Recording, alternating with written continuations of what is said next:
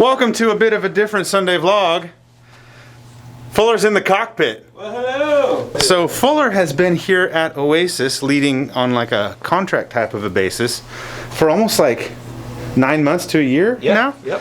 I have not had the privilege of being involved with Fuller. This is true. Until today, and I'm excited. I'm excited.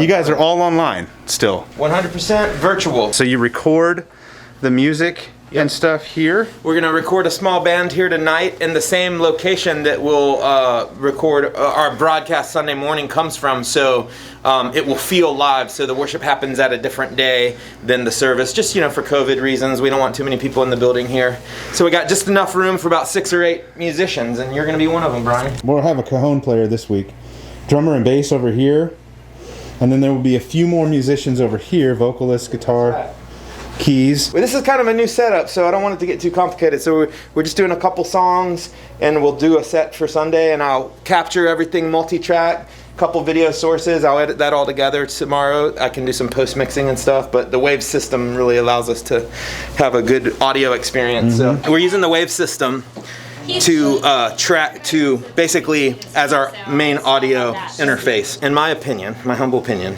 the Waves LV1 is the ultimate solution for churches, because the entire system, not including the speakers obviously, but the entire system for like 64 channels, all digital, all DAW based, is like 10 grand. So it's like soup. I mean, you're getting the power of like a massive console and a lot of Waves plugins for a very low price. So it works perfect for us because we have 64 channels here. Where is that? Where do the channels come in? So here are the 2 stage boxes, okay? So we got 2. Is this made by Waves? Yes, this is. There's a stage box here of 32 channels and a stage box here of 32. So we actually have 64 channels.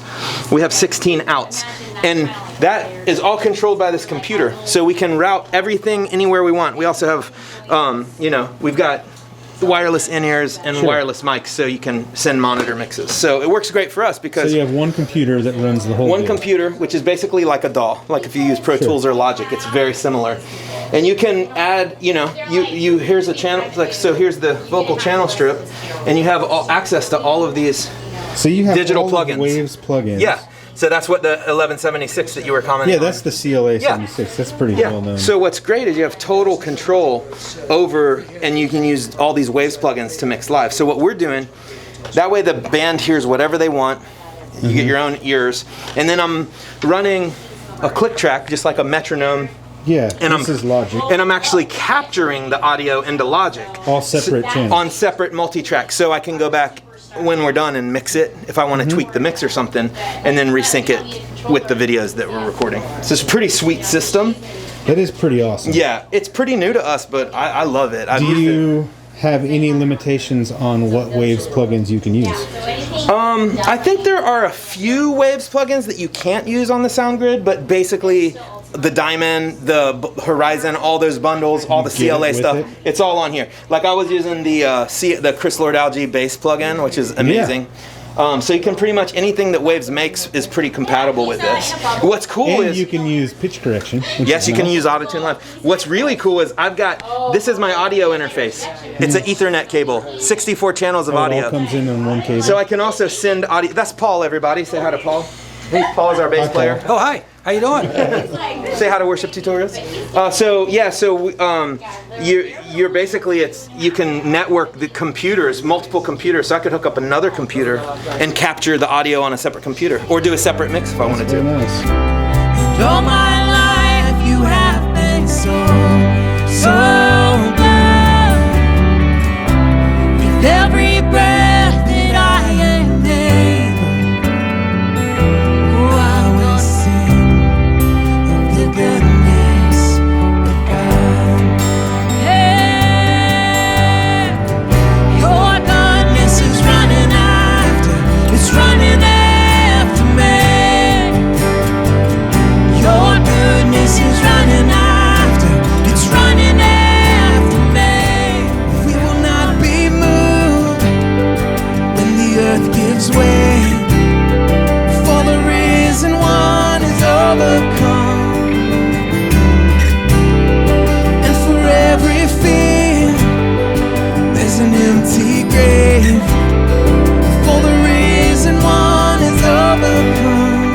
Fuller. Fuller's over here. And in some of these Sunday vlogs that we've posted since COVID, since the pandemic started, we've been at New Hope. And while we were at New Hope, we tried to make sure that we were social distancing and that kind of thing. But I know it might have looked like, if you watch these videos, like these guys are doing church. And you would see some comments like, where are you guys located? How are you able to do this? So we're in North Carolina. And here in North Carolina, our governor has not placed restrictions on churches. So churches are able to meet.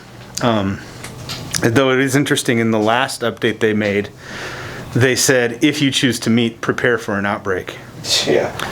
And I think that's a reality for a lot of churches that are meeting. But here at Oasis, you guys, you haven't met since March? February? Well, February was our last live meeting right before the pandemic. And I've had a lot of conversations with people. What should churches do? And I always come back to saying, I'm glad that I'm not the person in charge of making that decision.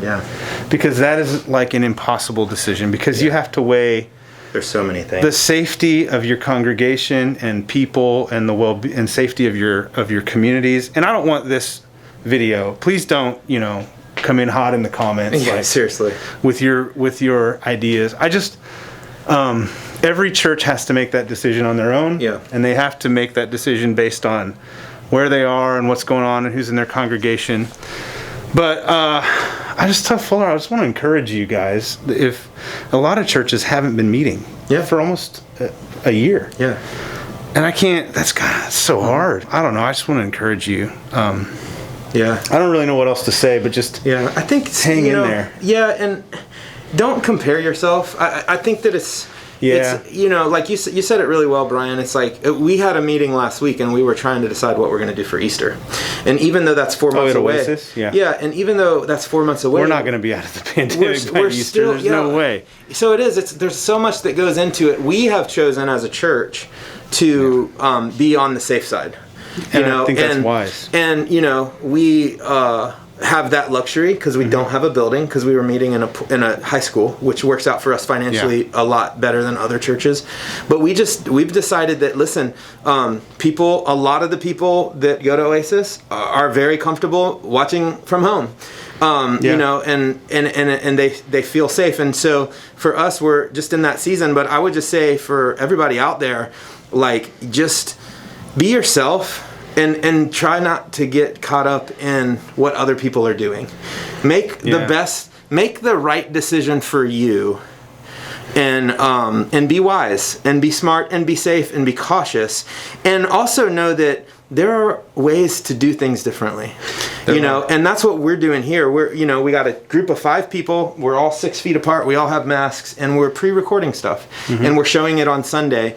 And our team is kind of building camaraderie and enjoying that. But at the same time, we're not in a room full of 300 people. Because I'll be honest, I don't want to be in a room full of 300 people. I don't either. We've been stretched creatively. Your team here at Oasis? Yeah, we've been stretched creatively. Our musicians are getting better, because now it's kind of like I get the multi-track.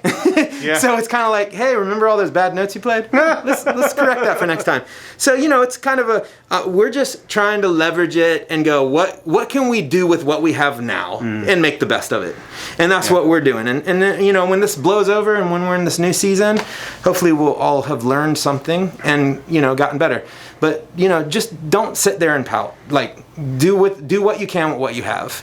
And that will be enough. Whatever it is that your church is struggling with and going through, know that you're not alone. And I'm sure there are many, many other churches out there, many other ministry leaders, worship team members who are going through many of the same things.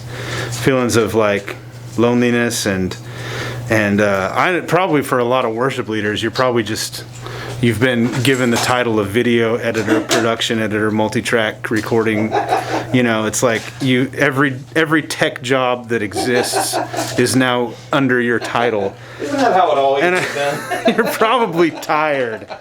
And I get it. Well, I don't get it because I'm not doing it. But Fuller gets it. Hey, Fuller's turned into like a video editing machine. Well, you've taught me a lot of things too. I will say this. Grab your iPhone grab your acoustic guitar. That's all you and really just shoot need. a video of you worshiping your butts off, and then send it to your church. All you need Put is it online. authenticity. Well, you need to Yeah. practice and make excellence and make it- authenticity, make right, it Fuller? good. Make it What- good. Where have I Yeah. heard that before? I don't know. All right, that's the end of this very different Sunday vlog. Thanks for watching. Subscribe if you haven't already. Ding ding. See you in the next one. Bye-bye.